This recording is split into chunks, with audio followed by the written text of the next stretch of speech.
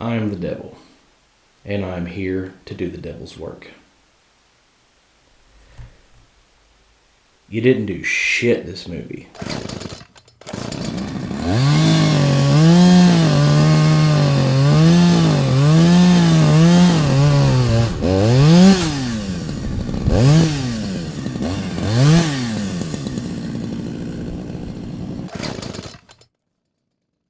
It's Travis from Guts and Gory. I hated that my first video has to be on 3 from Hell. We're going to get started in this. I just want to throw out there and say that I'm a huge fan of anything Rob Zombie related to a point. Given. What I will say though is this movie, let alone, had to have been probably the most incomprehensible, unnecessary movie in all this year. Completely irrelevant to the storyline. There was nothing that needed to be in this movie that couldn't have been finished up at the end of Devil's Rejects. Should have stopped. That's exactly where it should have ended. Unfortunately, it didn't. And us as moviegoers decided that we were going to take that chance on a 3-day event with super secretive marketing skills from Rob Zombie himself and go take a chance with this movie. So the movie starts off picking up at the very end of Devil's Rejects. It doesn't even really show the shootout scene again. What it does do is it goes in slow-mo like everything else at the beginning of this fucking movie through the end. There are so many slow motion scenes, it'll almost make you fucking nauseous and tired. And it picks up, shows them in jail, Captain Spaulding. He ends up getting a serial killer interview where he has his 2-minute thing. And I completely understand. He's not in good health, and I get that. And with that being said, I really, absolutely despise this movie to a point. But I do have some things that I did like. I did. And one is going to be the cinematography. It was fucking phenomenal, as always. And with that, it's like, Rob Zombie has got to be one of the most aggravating directors for me, because he is an amazing director, but he is a completely dog shit writer. Like, at the end of the day, he just needs somebody pecking on his shoulder and saying, nah, leave that shit out. Leave it the fuck out. We don't need it. Or put that shit in. That's a good fucking idea. He shouldn't even be responsible for 100% of everything. And we all know this. We should all gasp this after 31 and after fucking Lords of Salem. Halloween 2. Okay? I'm not even going to get on that topic because it's a very touchy situation for me. Now, going back into, I would say, everything else, what I did like was the grittiness. I liked the costume design. I liked how it was almost just this messy, kind of sort of out of focus, gritty style that they filmed it in, with a hint of reflection just hitting off of the lens constantly, no matter what. And as much as you would think that would be somewhat confusing to your eyes and not able to be focused upon, it actually adds so much to it, and it's great. I will give him that. It is absolutely phenomenal. With everything else with the acting, I will have to say that Sid Haig fucking killed it, even though it was only 2 minutes long. I absolutely loved that part. It was great, and it was phenomenal. Those are very few points and parts that I liked. There was a few humorous moments that were pretty good. Most of it was completely overwhelming and overdone, and it could have been without. Now, we're going to get on to the shit that I didn't like. And fuck, there is an entire huge plethora of this shit. So, I'm going to start off with, I fucking cannot stand Baby's voice. Never have been. I've always hated it. And she's always gotten the fuck on my nerves. But what I will say is in this movie, it was so over animated, so overdone. so over to the point to where it's almost like, shut the fuck up already. We get it. You're an insane blonde lady who has some weird obsession with kitties, and you're gonna fucking kill everything as soon as you get your hands on it. You've proved this shit in the last 2 movies before this one. You don't have to try fucking harder. That's it.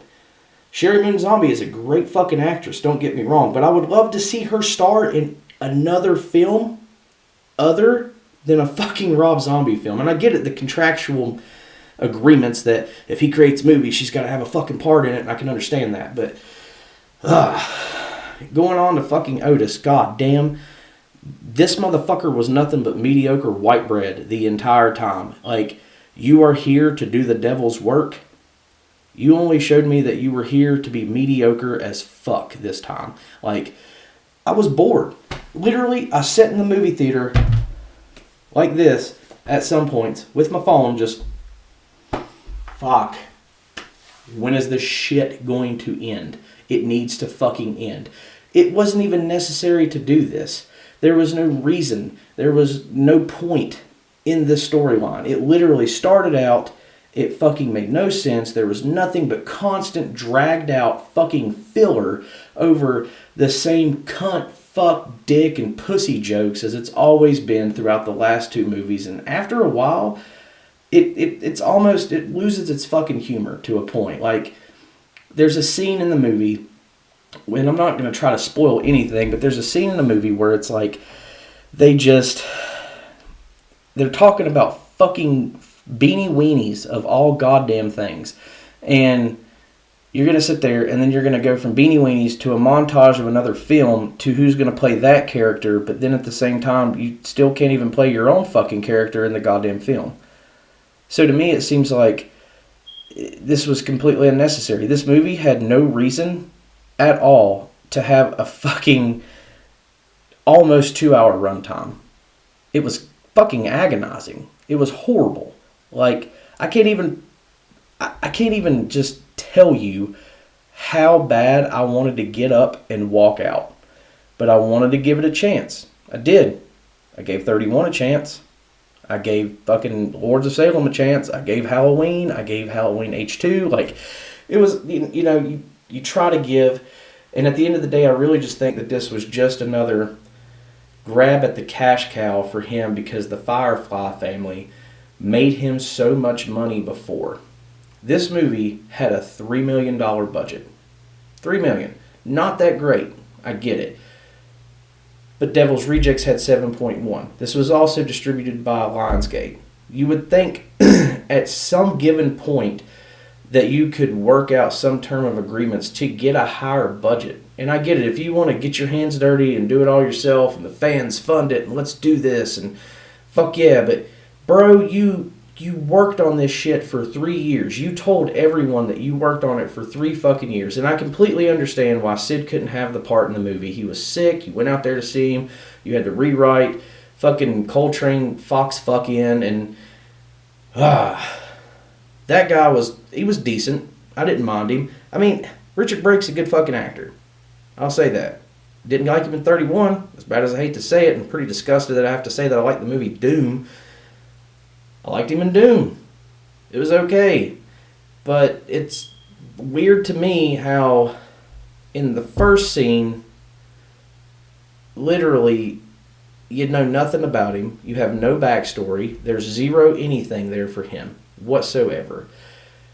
He just comes up out of nowhere. Nobody knows. Like, how the fuck did he even know that Otis was over there? On a goddamn digging a fucking pipeline. You know, with Danny Trejo. And then he's just going to kill him for no fucking reason other than whatever other fucking reason he had. I mean, it makes no sense. It really doesn't. But you're going to have fucking Foxfuck come in here to do whatever he wants to do, and then you're still going to put Otis in charge, which makes no sense to me either on why you would do that. And it's like,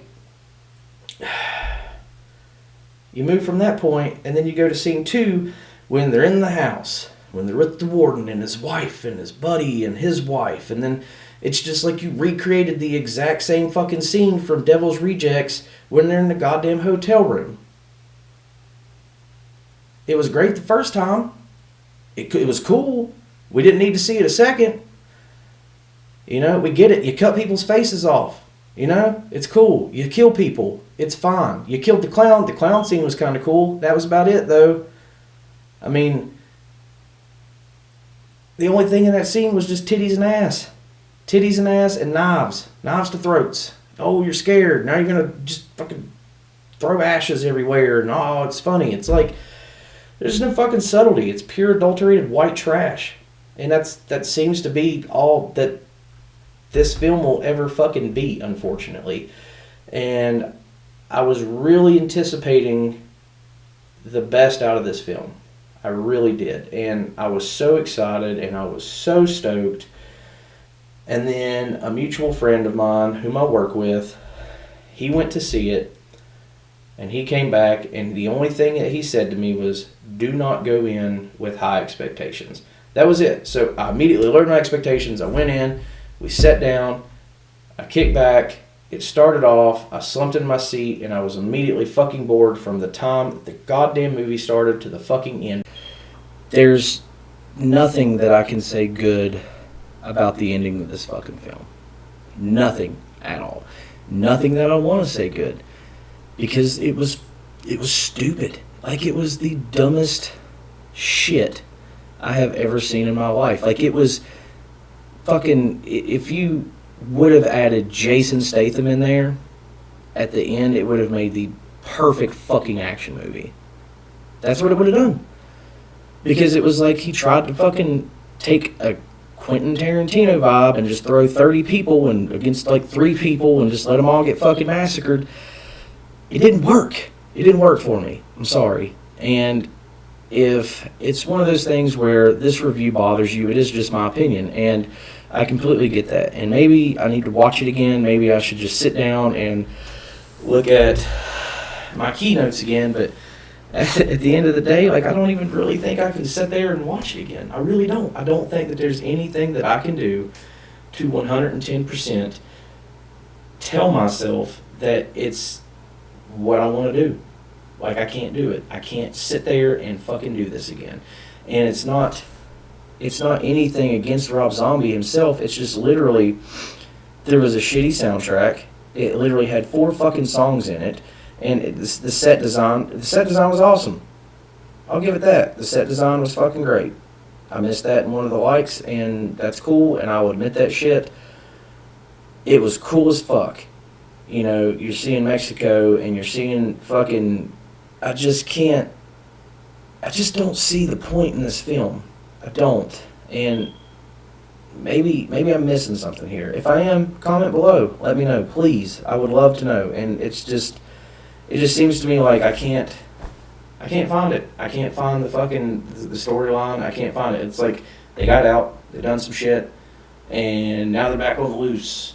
When they got out of the house, because the first 2 made fucking sense because they died at the end of it in a hell of gunfire. You can't build up and come back from a fucking shootout with Freebird playing in the background. You can't come back from that. Like, that's cool as shit. I would want to go out like that, and most people would. The ending was fucking stupid in this film. It was terrible. It was 110% fucking garbage, and I hate that because I wanted to like it so much, and I've never walked out of a film so aggravated in my life than I did tonight, and I can't get past that. I really can't get past that right now because I had so much anticipation for this movie. I really fucking did. But at the same time, I don't understand why in Devil's Rejects, that was the most hate fucking fueled movie I have ever seen in my life. Like, that movie made me almost fucking uneasy in some points. When he's in the fucking field and he's on top of that guy and he is just in his shit, motherfucking him up and down, left and right, it made me uneasy. That wasn't even that. I didn't even get that feeling in this movie. The only uneasy feeling I even had in this movie, it was over Baby, and it was over fucking just the entire storyline. It was over the fucking the filler and this and that and fucking trying to fit goddamn illogical fucking conversations in, and it's like people are going to argue and say, well, they would totally have a conversation like that because it's not always about, oh, well, let's go murder this person. At the end of the day, you're watching a fucking horror movie and it's about fucking murder. So yes, it's what it is. You're not going to sit there and talk about goddamn beanie weenies and fucking porn. You're going to go murder some motherfuckers. That's what you do when you're a murderer or a serial killer. That's what you fucking do. Again, go watch it yourself. Tell me what you think. You have one more day left, I'm pretty sure. It stops tomorrow. It comes out on Blu-ray October 15th. I could be wrong about that. I'll look that up, and I'll post all the descriptions in the below. Go watch it yourself. Tell me what you think. Comment below. Hit the like button. Subscribe. Do whatever you got to do. If you don't fucking like it, hit the dislike button. I get it. Okay? Like, I'm cool with that. Just let me know what you guys think, and I will see you later this week. I'm going to be doing a review on the movie Hellfest, and that should be fun. Thanks for watching.